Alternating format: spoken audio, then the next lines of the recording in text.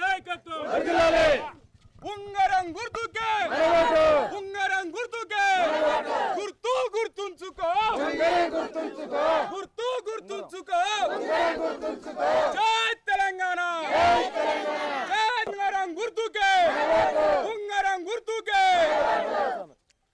చంద్రస్వామి గారి నాయకత్వం రేవంత్ రెడ్డి గారి నాయకత్వం ఉంగరం గుర్తుకే ఉంగరం గుర్తుకే. యాదాద్రి భువనగిరి జిల్లా అడ్డగూరు మండలం గట్టుసింగారం గ్రామ పంచాయతీ పరిధిలో ఉన్నాము. ఇక్కడ కాంగ్రెస్ పార్టీ నుంచి సర్పంచ్ అభ్యర్థిగా బరిలో ఉన్నటువంటి ఏనుగు నూతల ఉపేంద్ర నాగరాజు గారు బరిలో ఉన్నారు, నామినేషన్ వేశారు. వారి ప్రచార శైలి ఏ విధంగా కొనసాగుతుందో వారి మాటలను అడుగుతాం. వారి మేనిఫెస్టో ప్రకారం ప్రజలకు ఏం హామీలు ఇచ్చి ఓట్లు అభ్యర్థిస్తున్నారు వారి మాటలు అడిగి తెలుసుకుని. నమస్కారం సార్, మీ ప్రచార శైలి ఏ విధంగా ఉంది, ప్రజలకు ఏం హామీ ఇస్తున్నారు? ప్రచారం బాగుంది. ప్రజలు ఇంటింటికి పోతే మాకు బ్రహ్మరథం పడుతున్నారు, నాకు ఆశీర్వదిస్తున్నారు, మీకు గెలిపిస్తామని మాకు హామీ ఇస్తున్నారు. ప్రజలందరికీ మేము కూడా వారికి పేరు పేరున నమస్కారాలు కృతజ్ఞతలు తెలియజేస్తూ ఉన్నాం.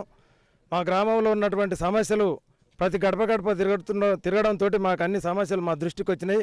డ్రైనేజీ వ్యవస్థ బాగలేదు, ఆ డ్రైనేజీ వ్యవస్థని బాగా చేద్దాం అనుకుంటున్నాం. మంచినీటి వ్యవస్థ కూడా మురికి నీళ్ళ ద్వారా ఊరికి నీళ్ళు వస్తున్నాయి, గోళాలలో పాకురు పడుతుంది. అలాంటి ప్రాబ్లం లేకుండా చాలా లాంగ్ పైప్ లైన్ వేసి దూరం నుంచి మంచినీళ్ళు తీసుకొచ్చి ప్రతి ఇంటింటికి ప్రతి గడప గడపకు మంచినీళ్ళు, శుభ్రమైన నీళ్లు, మంచినీళ్ళు అందిద్దామని మేము ప్రణాళిక వేసుకున్నాం. మా గ్రామంలో వడ్లు అమ్ముకోవడానికి కళ్ళం లేదు, అలాంటి కళ్ళాన్ని కూడా కొత్తగా నిర్మించి మా కాడ ఇక్కడ భూములు ఉన్నాయి, ఆ భూములని పూర్తి చేసి మంచి కళ్ళాన్ని ఏర్పాటు చేసి మా ఊర్లో వడ్లు మేమే అమ్ముకునే తీరుగా పొరుగురు పోకుండా మంచి ఒక ప్లేస్ తీసుకొని దాన్ని డెవలప్ చేద్దాం అనుకుంటున్నాం. అన్ని పనులు ఎక్కడెక్కడ ఉన్నా కూడా పెండింగ్ పనులు మొత్తం పూర్తి చేసి గ్రామాన్ని మా మండలంలో కానీ మా జిల్లాలో కానీ ఆదర్శంగా తీసుకొద్దామని మేము ముందుకు పోతా ఉన్నాం సార్. సార్, ఇక్కడ గ్రామంలో మహిళలు ఉన్నారు, యువతి యువకులు ఉన్నారు, కాదు వికలాంగులు ఉన్నారు, వితంతువులు ఉన్నారు. వీళ్ళందరికీ ఎలాంటి భరోసాని ఇస్తారు, వాళ్ళకి ఏమి హామీ ఇచ్చి మీ ప్రచార శైలి కొనసాగుతుంది? గవర్నమెంట్ పథకాలు ఏది ఉన్నా సరే ప్రతి గడప గడప చేరేలా కృషి చేస్తాం సార్. వికలాంగులకు కానీ వితంతువులకు కానీ ఎవరికైనా సరే పెన్షన్లు ఎవరికన్నా పెండింగ్లో ఉన్నా రాళ్ళకు ఉన్నా కూడా మేము గవర్నమెంట్ దృష్టికి తీసుకుపోయి ప్రతి ఒక్కరికి పెన్షన్లు వచ్చే విధంగా, ప్రతి ఒక్కరికి గవర్నమెంట్ లబ్ధి పొందే విధంగా మేము ప్రణాళిక వేసుకొని ముందుకు పోతా ఉన్నాం సార్. ప్రస్తుత తరుణంలో విద్యా వైద్యం గ్రామ స్థాయిలో మెరుగుపడాలంటే మీ కృషి ఎలా ఉండబోతుంది? ప్రజలకు మీరు ఏమైనా హామీ ఇస్తున్నారా? మా గ్రామంలో జెడ్పీహెచ్ఎస్ హై స్కూల్ ఉన్నది. అది ఇంతకుముందు చాలా పబ్లిక్ తోటి ప్రతి ఇంటి మనిషి చదువుకునే వాళ్ళు, మా ఊరికి పొరుగురు వాళ్ళు కూడా వచ్చి చదువుకునే వాళ్ళు. ఇప్పుడు ప్రైవేట్ వ్యవస్థ రావడం వల్ల మా గవర్నమెంట్ స్కూల్ అస్తవ్యస్తంగా మారిపోయింది. గత పాలకులు చాలా నిర్లక్ష్యం చేసినారు. మేము ఆ నిర్లక్ష్యం లేకుండా ప్రతి వారికి మా ఊర్లో చదువుకునే విధంగా ఇంగ్లీష్ మీడియం తరగతులను పెట్టించి, ప్రైవేట్ తరగతులను పెట్టించి అయినా మా ఊరు పిల్లలని సక్రమంగా చదువుకునే విధంగా ముందుకు పోదామని మేము ప్రణాళిక వేసుకున్నాం సార్. ప్రస్తుత తరుణంలో యువతీ యువకులు ఏదైతే మత్తు పదార్థాలకు బానిస అవుతారు, వారి జీవితాలు చిన్న భిన్నం అయిపోతుంది. వాళ్ళు చదువు ఆడుకోవడానికి క్రీడా మైదానం కావచ్చు, ఓపెన్ జిమ్ను ఏర్పాటు చేయడం కావచ్చు, లైబ్రరీ ఏర్పాటు ఏమైనా మీరు హామీ ఇస్తున్నారా? యువతీ యువకులకు ఎలాంటి సూచన సలహాలతో మీ ప్రచారం కొనసాగుతుందంటారు?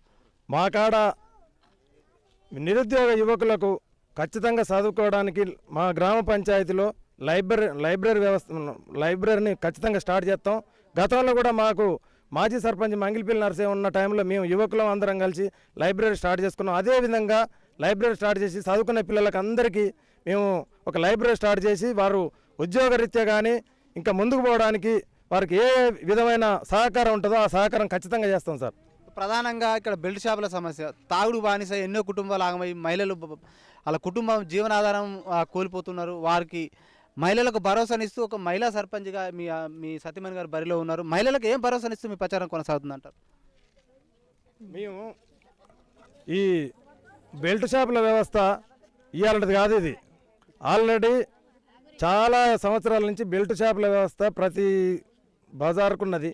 మా ఊర్లో కూడా ఒక 4-5 ఉన్నాయి. ఈ పొద్దున తాగి జనాలు చాలా ఖరాబ్ అయ్యే పరిస్థితి ఉంది.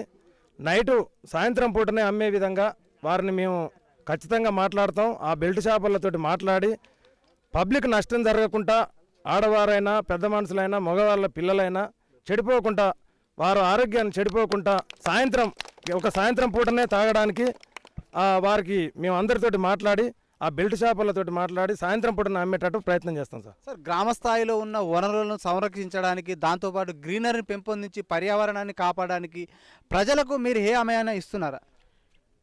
క్లీన్ అండ్ గ్రీన్ వ్యవస్థ ఫస్ట్ మేము స్టార్ట్ చేస్తాం. బజార్లలో చెత్త ఉన్నా, బజార్లలో మట్టి ఉన్నా, ఎక్కడెక్కడ చెట్లు లేవో అలాంటి మొత్తం క్లీన్ అండ్ గ్రీన్ పద్ధతిలో అన్ని వాడలు మొత్తం ఊరిపించి సిబ్బంది ద్వారా ఇంకా సిబ్బందిని పెంచుకొని మొత్తం క్లీన్ చేసి ఎక్కడెక్కడ చెట్లు లేవో క్లీన్ అండ్ గ్రీన్ పద్ధతిలో మేము ముందుకు పోయి ఆ చెట్లను కూడా ఎక్కడెక్కడ లేకున్నా కూడా అక్కడక్కడ సమకూర్చే విధంగా మేము ప్రయత్నం చేస్తాం సార్. ప్రస్తుతం ఓటర్లకు ప్రజలకు ఈ పార్టీలు ఏదైతే మద్యం డబ్బు ఎరచూసి ఆ ఓటుని అమ్ముకోవడం జరుగుతుంది, ఆ ఓటుని అనేది ప్రజాస్వామ్యంలో అది గొప్ప విలువైన ఓటు, ఆ ఓటును పరిరక్షించడానికి ఓటు విలువను తెలియజేస్తూ మీ ప్రచార శైలి ఏ విధంగా ఉంది? ఓటు అమ్ముకోకుండా ప్రజల్లో ఓటర్లు ఎలాంటి చైతన్యం తీసుకొస్తున్నారు మీరు? మేము మా గ్రామ ప్రజలకు అందరికీ హృదయపూర్వక నమస్కారాలు చేస్తున్నా. ఓటు అనేది మీకు రాజ్యాంగం కల్పించిన ఆయుధం. మీరు ఎట్టి పరిస్థితుల్లో ఓటును అమ్ముకోకండి, మంచి వ్యక్తులను చూసి ఓటేసుకోండి. మీరు ఎవరైతే ఈ ఊరికి ఉపయోగపడతారో, ఊరికి ఎవరైతే మంచిగా చేస్తారనుకుంటారో వారికి ఓటేసుకోండి. మద్యానికి డబ్బుకు బానిస కాకండి. ఆ ఒక్కరోజు డబ్బు మీకు ఎల్లకాలం మీ జీవితాన్ని బాగుపడదు. మీరు మీ అభ్యర్థులు ఇచ్చే 1000 రూపాయలు పెద్ద ఒక్కరోజు 2 రోజుల ఖర్చు, ఒక్కరోజు ఖర్చు కాదు. మీరు 5 సంవత్సరాలు ఎవరైతే ఊరికి బాగు చేస్తారో వారికే ఓటేసి గెలిపించాలని మిమ్మల్ని అందరినీ అభ్యర్థిస్తున్నా.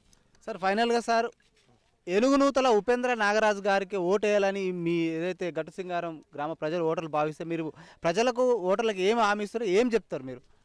నేను ఒక్కటే చెప్తున్నా సార్, మాకు ఓటేసి మీ దీవెనలతోటి మీ ఆశీర్వాదంతో మాకు ఓటేయండి, మమ్మల్ని గెలిపియండి. మీకు గడప గడపకు ఖచ్చితంగా గవర్నమెంట్ పథకాలు అందజేసే ప్రయత్నం చేస్తా, ఊరును డెవలప్ చేసే ప్రయత్నం చేస్తా. ఇంతకుముందులాగా నేను ఎక్కడ నిర్లక్ష్యం చేయను.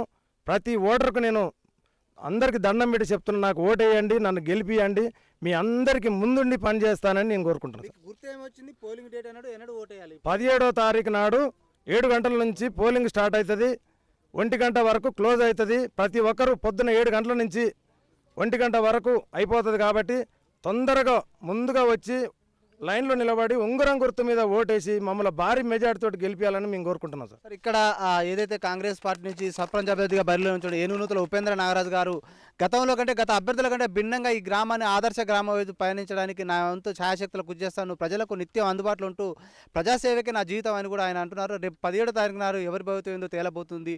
చూస్తూనే ఉండండి మీ తెలుగు టీవీ.